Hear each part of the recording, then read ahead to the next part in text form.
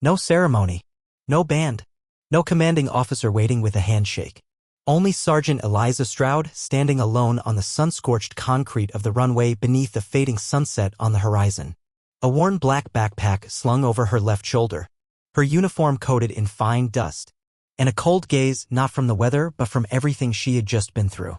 A logistics officer, young, his back bent from paperwork, not from carrying a rucksack, walked past her without even lifting his head. He held out a clipboard, muttering, "Sign here. You're late." Eliza took the pen and signed without a word, like a machine. 12 years in the Air Force. Over 2,000 flight hours. 3 times recommended for promotion. And this was how they welcomed her back, a checklist and indifference.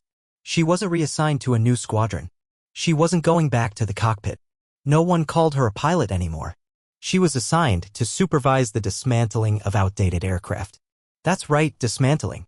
Including the A-10 Thunderbolt II, an armored ground attack jet, titanium-wrapped, armed with a 30mm cannon, her old companion. The Warthog. The hog she once flew through the firestorms of Kandahar. The one she patched herself with metal sheets from a wrecked F-16. The one she once scrubbed blood from after a failed rescue mission that still somehow left her breathing. Now it lay behind a chain-link fence. No fuel. No signal. Waiting to be taken apart bolt by bolt. On her first afternoon, Eliza walked through the old aircraft yard, smashed-up drones, rusting trainer planes, rubber wheels split open under the desert heat. Then she stopped. The A-10 was still there. The shark-tooth nose paint was chipped and flaking. The cockpit glass reflected the sunlight like a coffin wrapped in gold. A young technician, no older than 22, stood beside the plane with a tablet in hand. "We start dismantling next week," he said, eyes fixed on his inventory list. "Some parts might go to Qatar. Or maybe a museum." Eliza didn't respond. Her eyes never left the plane. "This one can still fly." The technician laughed, the kind of laugh people give when they think you're being naive. "No one cares if it can fly, Sergeant. What matters is how much it costs to keep it." She didn't argue. Just gave a quiet nod.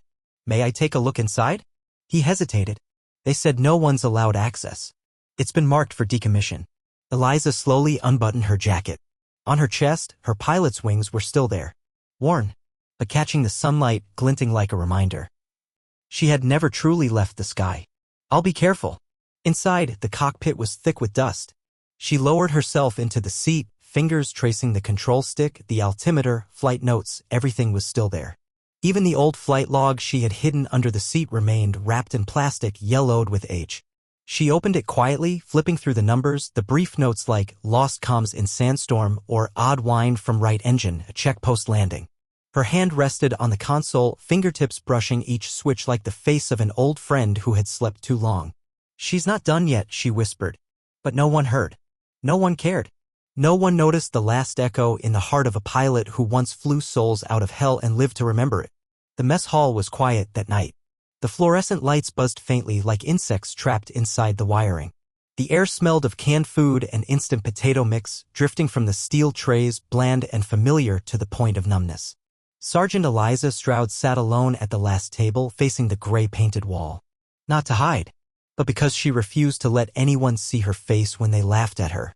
Across the room, 2 young officers spoke louder than necessary, the way people do when they want to be overheard. "Did you see that wreck of a plane outside? That ugly Warthog?" "Yeah, I thought they brought it in to film a history documentary. Heard some old sergeant got assigned to babysit it. Probably flew it back when cassette tapes were still a thing." They burst out laughing. A clean, youthful kind of laughter, the kind used to bury anything older than themselves. Eliza didn't turn around. She sliced the canned chicken with the edge of her spoon and chewed slowly. Her ears caught every word. She had once sat in a cockpit with one engine on fire, leading an escort through a sandstorm, her headset filled with the screams of teammates as the medevac helicopter behind them went up in flames. She had once gone still at the whisper of a dying private, "Thank you," spoken so faintly he couldn't even open his eyes. She didn't need medals, but she refused to be erased from history by a few cheap jokes. After dinner, Eliza walked slowly back to the temporary barracks behind the hangar. She didn't turn on the light. The moonlight was enough to cast the shadow of the A-10 through the dusty window pane, motionless.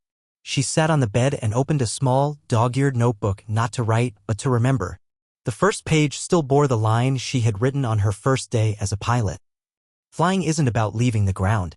It's about bringing others back to it alive. She touched the words gently. A breath escaped her lips, long, silent. Then she closed the notebook and slipped it under her pillow. The next morning, Eliza rose early. Before the wake-up call echoed from the loudspeakers. Before the shift change boots hit the ground. She laced up her boots, the old military pair with a tear on the side from an emergency landing in 2018, and began her run around the edge of the base. The cracked concrete ground thudded under each step. Each stride a beat of memory. Faded painted hangars came into view, then slipped away. The control tower loomed like an empty birdcage. And then the Warthog appeared in the morning light. She stopped. The wind blew sand across the aircraft's body. The cockpit glass caught the pale sunrise like the lid of a sealed tomb. A crow perched on the left wing let out a raspy call and flew off. A harsh voice cut through the air. I don't need to hear another emotional story about that damn plane. A man, Colonel Henrik Strauss, stood beside a mechanic, stabbing a finger at a clipboard, voice sharp with irritation. The young technician glanced at Eliza, then looked down and gave her a faint nod, a silent offering of sympathy. Colonel Strauss turned. His eyes landed on Eliza. He didn't bother to hide his annoyance. Sergeant Stroud, the order is clear. That A-10 is being dismantled. This isn't an aviation museum. You were reassigned to logistics, so act like someone in logistics. Eliza stood straight. She didn't salute. Not out of defiance, because the moment didn't deserve her salute. Yes, sir? He grunted. You were a pilot. Let the new generation take care of the sky now. He turned away without waiting for a response. And Eliza said nothing more. She didn't need to, because the sky might be silent today. But she knew soon it would call her name again. Her name was Ava Mendes. She wasn't a rookie. Not the kind of new recruit who strained to impress. She had flown. She had fixed. She had survived. But at Bagram Air Base, none of that mattered. Ava was transferred in without an introduction. No welcome briefing. No round of applause. Just a curt email and a new access badge. Title, Technical Supervisor, A-10 Dismantling Procedure. Not pilot. Not chief engineer. Just a caretaker for a metal warrior declared obsolete. Her assigned hangar sat at the end of the runway, a forgotten corner, shadowed and dusty, windows cracked from sand and time. And in the center of that hangar, lying still beneath the darkness, was the last Warthog. Ava approached it like one would approach an ancient temple. She didn't open the cockpit right away. She just stood there, staring. For a long time. The paint was peeling. Rivets rusted. Tires deflated. Turbines choked with sand. But the frame was intact. The Gu-8 Avenger cannon, the heart of the beast, was still there, mounted tight, silent but menacing like a predator in slumber. Ava placed her hand on the nose of the aircraft. Cold, but not dead. She could feel it through every fiber of alloy, the echo of life. She didn't ask for permission. Didn't wait for orders. Each morning, Ava arrived earlier than anyone. She brought tools. She brought oil. She wiped the turbines clean, tightened the bolts, inspected the air intakes. Tinkered with the electronics. Cleared out the cockpit sand with bare hands. At night, after the guards had left their posts and the hallway lights dimmed, she stayed behind. Sat at the control panel, studied the blueprints, compared serial numbers, logged every minor deviation. Booted up the flight simulator, ran training drills. Remembered how it felt to grip the joystick. Eyes sweeping radar. Heart sinking with the hum of the engines. No one asked her to do any of this. No one checked. Because on paper, she was temporary technical staff. One early morning, Ava was lying beneath the aircraft, cleaning sand from the landing gear bays, when a familiar voice rang out from the hangar doors, a voice laced with youthful arrogance. You know the thing's scheduled to be scrapped, right? Lieutenant Felix Cross, top of his class from the Air Force Academy, 3 live ops under his belt, strode in with a smirk and arms folded. You're polishing a coffin. Let history rest. We, the ones still flying, are the present. Ava didn't look up. She continued tightening a hydraulic joint. When she finished, she wiped her hands on a grease rag, stood, and looked at him for the first time. Are you done? She asked calmly. Cross squinted, amused, as if she'd made a joke. Just a friendly heads up. No need to cosplay as a warrior while playing with junk. Ava turned back to the plane. Said nothing. She didn't need to win an argument. Because she knew and the Warthog knew. Soon, someone would need a real warrior. That night, Ava returned to her quarters later than usual. She couldn't sleep. On her bedside table lay a topographic map of the Korangal Mountains, rugged terrain, dense forest, jagged rocks, a former war zone back in 2022. She stared at it as if sensing something approaching. And she was right. The next day, an emergency meeting was called at Command HQ. A recon team had gone dark in the Korangal Valley. No signal, no support, no helicopters available, no jets within range. 3 F-16s had been dispatched. The fourth had no pilot. Ava sat silently at the back of the room, clipboard in hand, until, unexpectedly, Colonel Strauss pointed at her.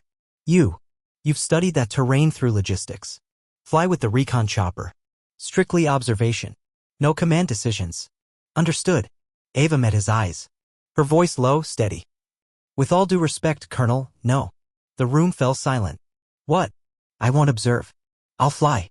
Strauss roared. That aircraft isn't certified. You aren't certified. This is an order, not a suggestion. Ava nodded, pretending to comply. But as she walked out of the room, her pace quickened. She didn't need authorization. Because sometimes you don't need orders. You just need the right moment. And a steel bird ready to rise. The sky hadn't fully brightened. A sheet of ashen gray hung over the world like breath being held. The recon chopper skimmed low between the cliffs of Korangal. Inside, Sergeant Ava Mendes sat behind the pilot, headset tight, eyes locked on the map screen. Radio signal crackled. Static surged. She scanned data, blackout coordinates, valley depth, wind vectors, ambush probability. Then, that moment she knew too well. The silence that comes before death. Boom. An explosion tore through the sky. The lead chopper vanished in smoke, leaving behind a strangled shriek and a mess of crashing metal in her headset. We've been hit. Bird spinning. Casualties on board. Panic. Ground control scrambled for command. Ava didn't panic. She couldn't afford to. She glanced at the screen. The recon team was trapped in a canyon funnel, a natural kill zone. No time. No backup. She activated her mic. Command, this is Sergeant Mendes. Immediate support needed. East direction, altitude 1,400. Without fire cover, the team will be wiped out. Strauss's voice roared through the static. Who authorized you to issue tactical comms? You're out of line. Ava cut the channel. Switch to the fighter wing. Falcon 3 just heading to 043. Suppression fire on the left ridge. Move.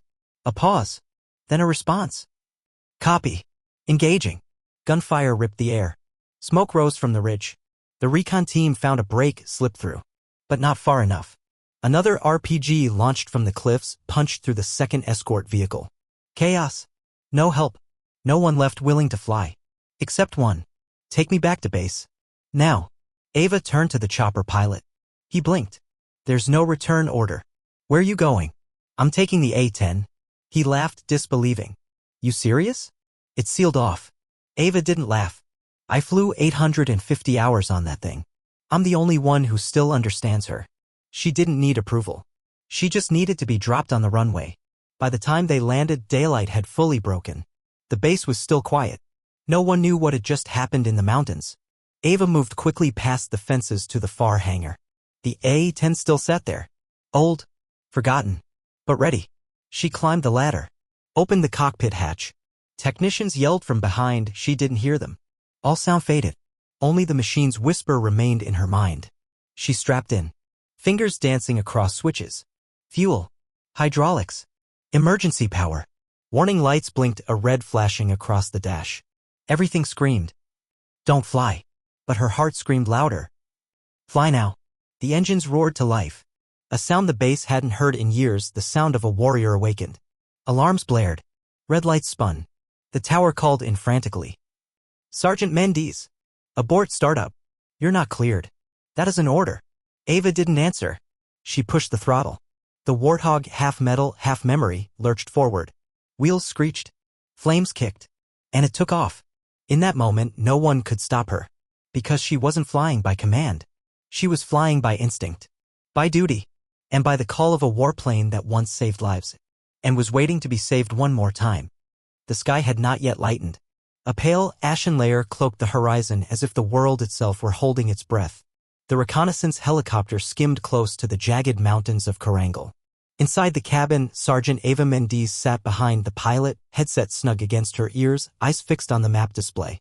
Radio signals started breaking up. Static surged. She swiftly scanned the data, lost signal coordinates, valley altitude, wind direction, ambush potential. Then came that familiar moment. The silence that always precedes death. Boom. A thunderous explosion shook the air. The lead helicopter vanished into a plume of smoke, leaving behind only a strangled scream and the chaotic clash of metal in her earpiece. "We've been hit. Spinning out. Casualties on board." The crew panicked. Ground control scrambled to restore order. Ava didn't panic. She wasn't allowed to. She scanned the screen again.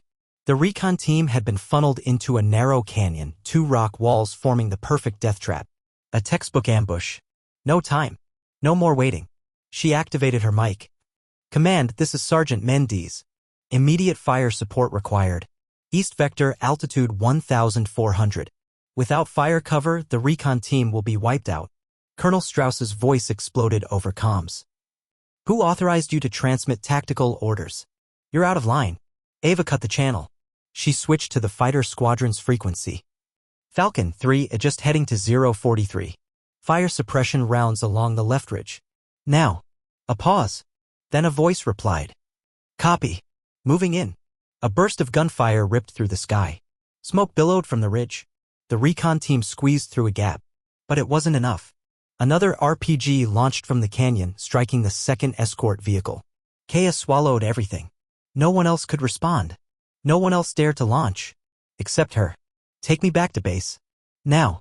She turned to the helicopter pilot. He blinked. "No return orders." "Where you going?" "I'm taking the A-10. He laughed, disbelieving. "Are you serious?" "It's sealed." Ava didn't smile. "I've logged 850 hours on that aircraft. I'm the only one left who understands her." She didn't need permission. She only needed to be dropped on the runway.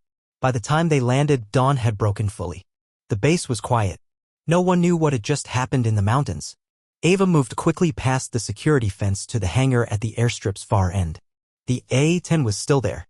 Aged. Forgotten. But ready. She climbed the ladder, unlatched the cockpit. Technicians yelled behind her, but she didn't hear them. All sound had faded. Only the hum of metal lived in her mind. She strapped in. Fingers moved across controls, fuel, hydraulics, emergency power. Warning lights flared red, flooding the cockpit. Everything screamed. "Do not fly." But her heartbeat screamed louder. "Fly now." The engines roared. A sound the base hadn't heard in years. The alert sirens blared. Red lights spun. The control tower barked. "Sergeant Mendes. Abort startup. You are unauthorized to fly. That is an order."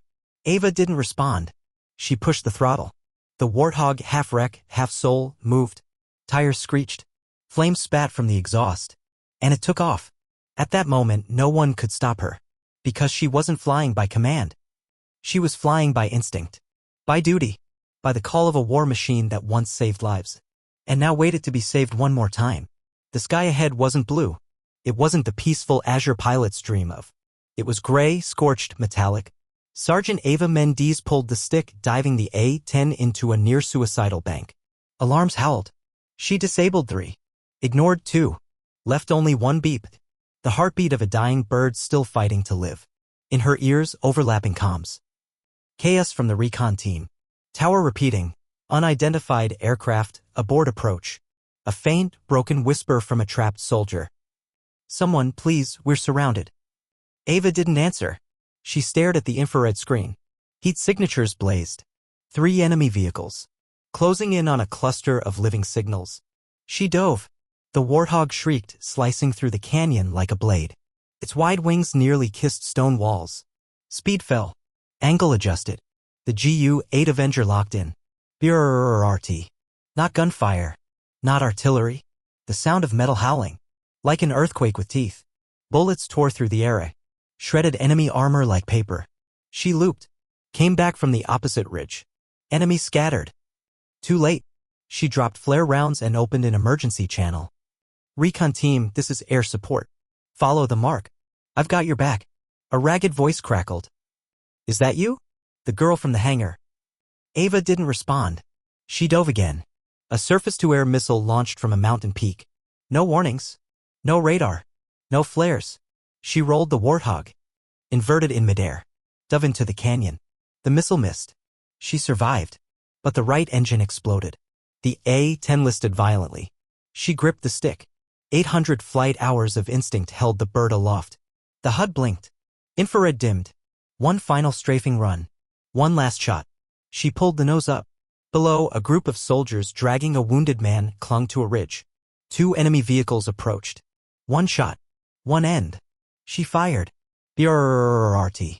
The first vehicle erupted. The second disintegrated. A soldier looked up, hand trembling, and whispered, "Angel?" Ava tilted her wing. Didn't reply. The Warthog turned, burning broken, but still flying. Still alive. She returned to base near midnight. One engine. Landing gear shattered. The fuselage scraped the tarmac, leaving a trail of fire like a sword across the dark. No one spoke. No one moved. Not until she opened the cockpit. A medic was first, not for her, but to retrieve the wounded soldier behind her. A second was a pilot. A third was Colonel Strauss, face red, buttons mismatched. "What the hell do you think you're doing?" he screamed. Ava didn't answer. She removed her helmet, handed it to him, then walked away, as if she'd never needed permission. When the scorched wheels of the A-10 hit the runway, no one believed it. An aircraft declared unfit for service. A pilot removed from active duty. A mission no one authorized. 6 lives saved. 1 Warthog burned, torn, but breathing. And a crowd frozen, silent, by the runway. Ava climbed down. Smoke curled from the cracked wing. Flight suit soaked in oil and blood. Hair matted with sweat. A technician climbed the ladder, tapped the canopy. She blinked, unsure if she'd made it back. Below, the stretcher waited. The soldier inside still breathing. She brought them home, a voice whispered. It spread like wine through dry grass. Until the entire base knew. In the week that followed, no one mocked her. No one joked about outdated machines. No one questioned Ava Mendes again. Every time she walked by, eyes followed her, not out of awe, but respect. No one apologized. She never asked them to. All she'd ever wanted was the chance to listen. To the voice inside metal and engine, where her instincts lived. The A-10, the last Warthog, was never recertified. It was towed back to its hangar where the door remained half open. An invitation that never closed. No one dared fly it again. Even the officers who once signed the dismantling order now avoided its gaze. The burn marks were wiped clean. The body patched. The shark teeth repainted. But the scars remained. On the left wing, they stenciled a bold white line. Retired by command, resurrected by courage. Ava never returned to the cockpit. Not because she was barred, but because she chose the ground. Yet no one dared say she was no longer a pilot. They called her many names. Angel of Karangal. Warthog Whisperer. Ghost Pilot. But to all, one title remained. Echo. The voice that lingers. Not of the past, but of instinct. Of courage. Of the one who didn't wait for orders to do what was right. She was appointed Chief Combat Emergency Instructor. A new simulator was built, recreating that impossible flight. The canyon. The missile dodge. The final roll. New cadets were told. No one's ever completed this perfectly. But each attempt teaches you why she survived. Ava never lectured. She didn't need to. When she entered, everyone stood. Not out of fear, but reverence. They knew. This was the woman who turned a relic into a last line of defense. Each year, someone placed a folded American flag on the A-10's nose. No ceremony. No cameras. But everyone knew. It was no longer scrap. It was a monument. Colonel Strauss was reassigned. No farewell. No mention of him remained. Only the words of the 2-star general echoed through the base. An order can retire a plane, but only courage decides if it still lives. Ava Mendes never told the full story. But one night, after the lights had dimmed across base, she left the simulator and walked alone. To the end of the runway. Mist curled around the floodlights. Wind swept dry and cold. She stepped into the hangar. There it was, scarred, silent, but proud. She placed her hand on the Warthog's body, the paint still rough from battle. No one heard her whisper but the machine. "You're not done yet." "Neither am I." Outside, an F-35 screamed overhead, leaving silver streaks in the night. Ava looked up, eyes shining. Not with longing, but with peace. She didn't need to take off again. Because once you're a true pilot, you always belong to the sky.